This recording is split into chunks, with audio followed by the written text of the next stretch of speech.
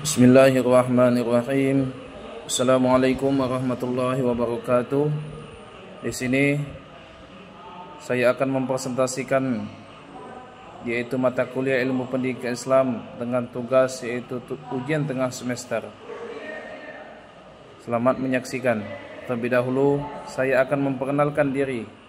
Saya Doni Saputra dengan NIM 2305108193, Fakultas Ilmu Tarbiyah dan Keguruan, Program Studi Manajemen Pendidikan Islam, dan juga yang saya hormati dosen pengampu Ibu Herlina, Master Pendidikan Islam.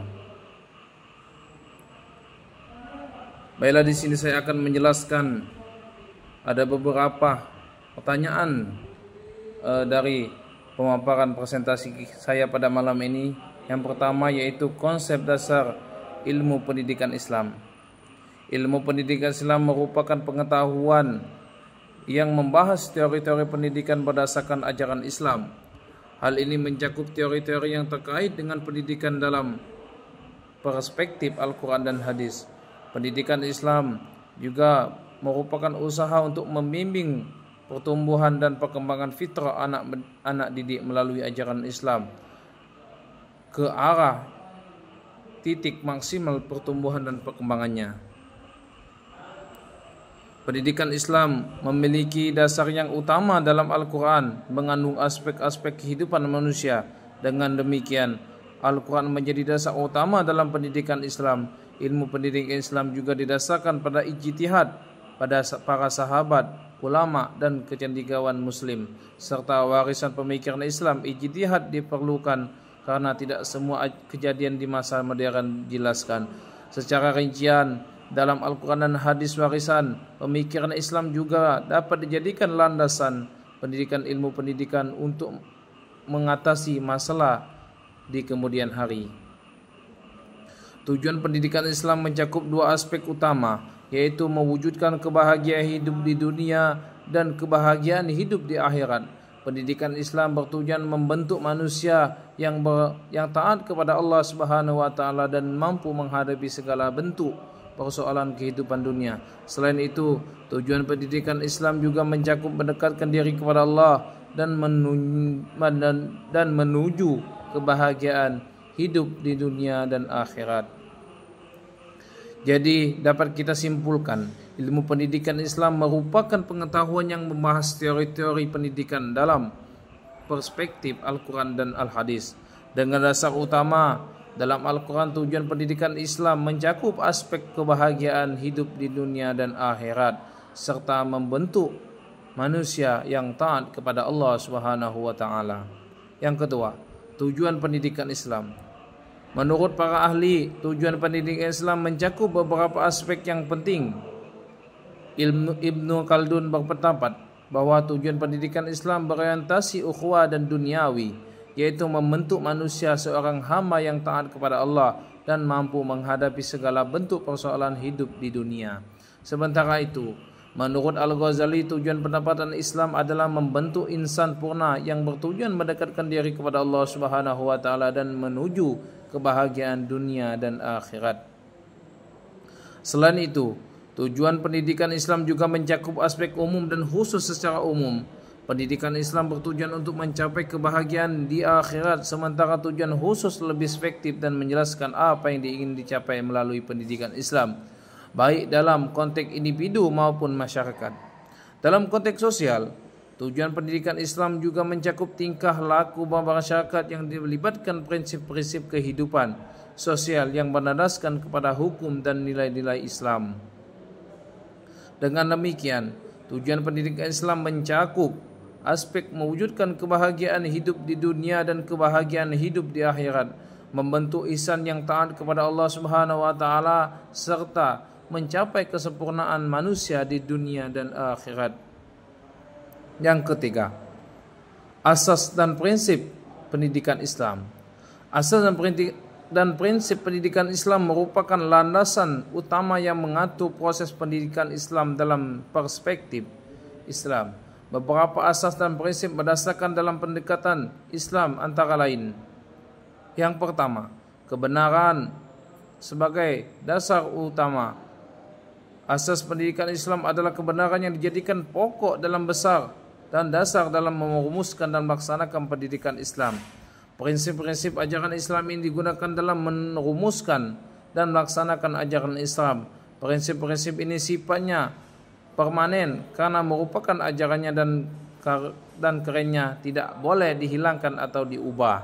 Karena ketika prinsip tersebut dihilangkan atau diubah, maka menghilangkan sifat dan karakter pendidikan Islam tersebut.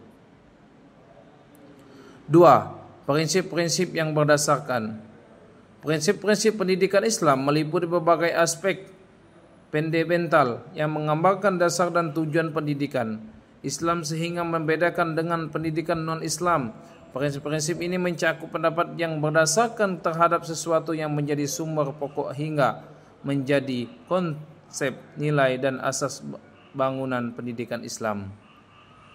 Yang ketiga, prinsip universal dan dinamis. Pendidikan Islam hendaknya meliputi seluruh aspek kepribadian manusia dan melihat manusia dengan pandangan yang menyeluruh dari aspek jiwa, jasmani, dan akal. Selain itu, pendidikan Islam menganut prinsip dinamis yang tidak baku dan tujuan-tujuan kurikulum dan metode-metode tetap berupa untuk selalu memperbaiki diri dan berkembang sesuai dengan perkembangan zaman. Yang ketiga, dengan memperhatikan asas dan prinsip tersebut, pendidikan Islam dapat dijalankan dengan memperhatikan kebenaran sebagai dasar utama, prinsip-prinsip yang berdasar, serta prinsip universal dan dinamis untuk mencapai tujuan peserta pendidikan Islam secara holistik. Yang keempat, pembinaan dan tanggung jawab pendidikan Islam. Tanggung jawab dalam pendidikan Islam melibatkan beberapa pihak yang memiliki peran penting dalam proses pendidikan. Berdasarkan sumber yang ditemukan, tanggung jawab pendidikan dalam Islam mencakup beberapa aspek yang penting. Yang pertama itu tanggung jawab orang tua. Orang tua memiliki tanggung jawab langsung dalam pendidikan anak-anak mereka karena bertanggung jawab atas pendidikan dan pengajaran yang diberikan kepada anak-anak, serta akan diminta pertanggungjawaban mengenai kebaikan diri mereka kepada anak-anak serta ketaatan kepada orang tua. Dalam Islam, orang tua dianggap sebagai partner untuk bagi pendidik di sekolah dalam proses pendidikan anak. Yang kedua, tanggung jawab sekolah dan masyarakat.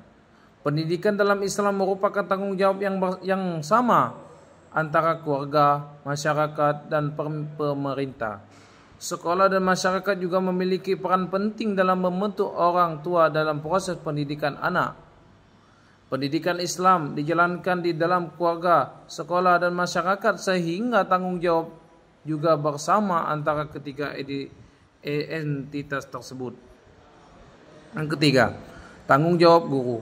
Guru dalam mendidik Islam memiliki tanggung jawab besar terhadap peserta didik dalam hal cipta, karya, dan karsa. Mereka juga bertanggung jawab dalam membentuk pendidikan kepada peserta didik yang diamanatkan kepada mereka, serta berperan sebagai instruksional, educator, dan menggerial. Guru juga disebut sebagai murabbi, muallim, muaddib, mudaris, dan musyrif, sehingga masing-masing dengan tugas tersendiri. Dengan demikian, tanggung jawab pendidikan Islam melibatkan orang tua, sekolah, masyarakat, dan guru yang bekerja sama dengan memberikan pendidikan yang holistik kepada generasi muda. Yang kelima, adapun yang kelima ini adalah alat-alat pendidikan Islam dan dalam pendidikan Islam.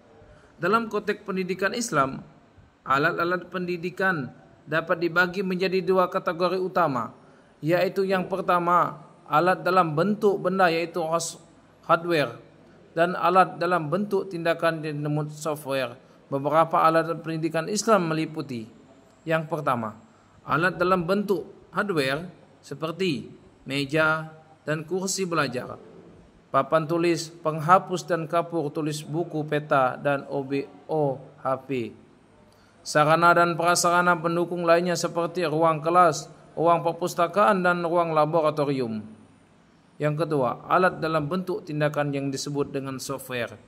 Nasihat, teladan, larangan, perintah, pujian, teguran, dan ancaman dan hukuman yang dilakukan oleh pihak pendidik.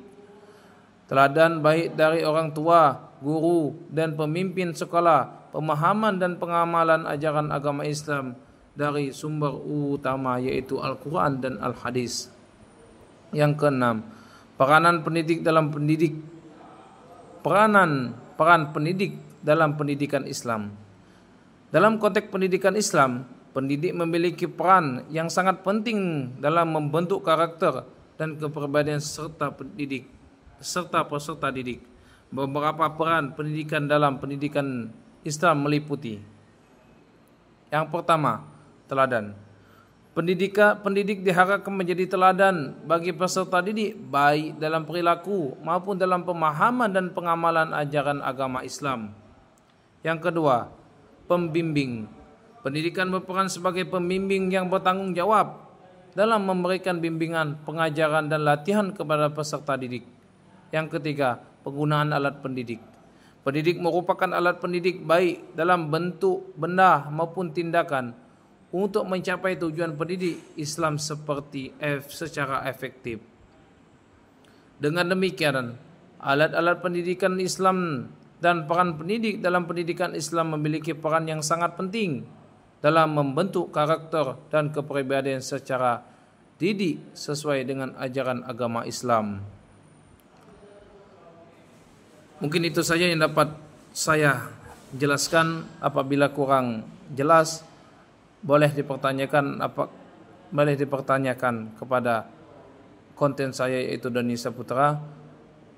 Mungkin terima kasih atas presentasinya. Saya akhiri. Wabillahi taufiq wal hidayah. Wassalamualaikum warahmatullahi wabarakatuh.